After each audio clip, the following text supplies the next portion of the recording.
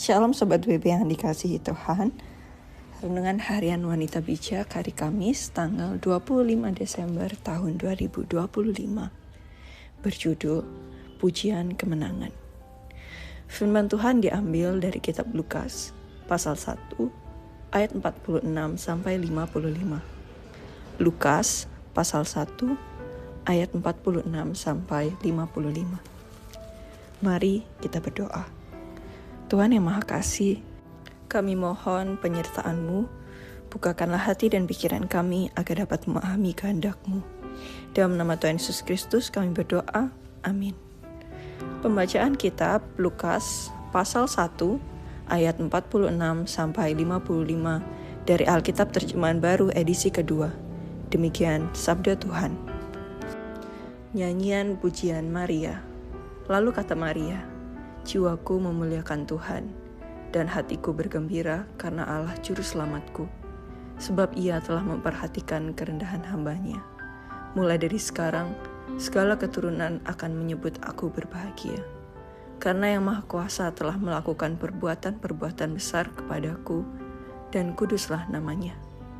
Rahmat-Nya turun-temurun atas orang yang takut akan Dia.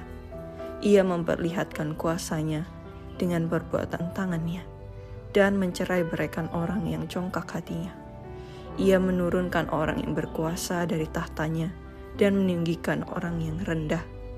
Ia melimpahkan segala yang baik kepada orang yang lapar, dan menyuruh orang yang kaya pergi dengan tangan hampa.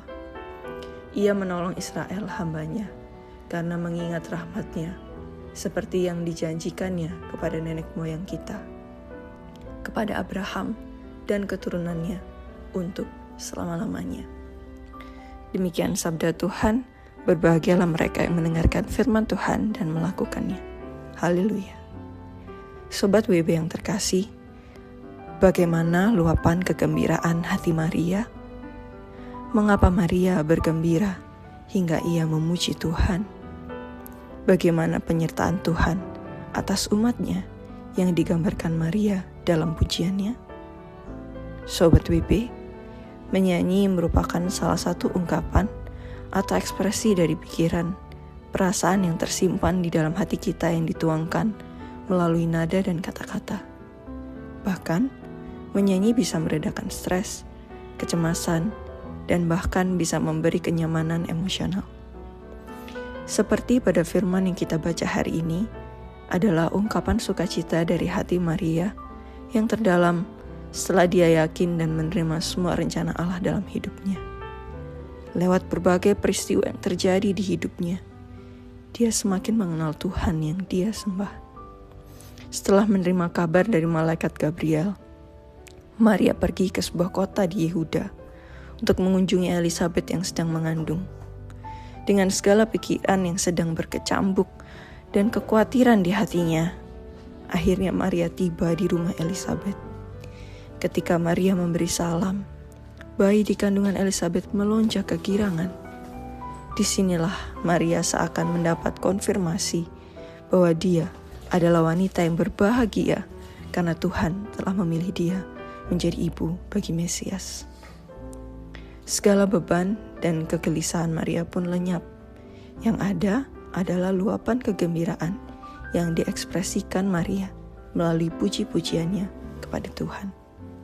Saat kita mengalami ujian yang besar dalam hidup, kekhawatiran dan ketakutan begitu menekan. Kita dapat belajar dari Maria bagaimana dia bersyukur dan memuji Tuhan atas perbuatan-perbuatan Tuhan yang besar bagi hidupnya.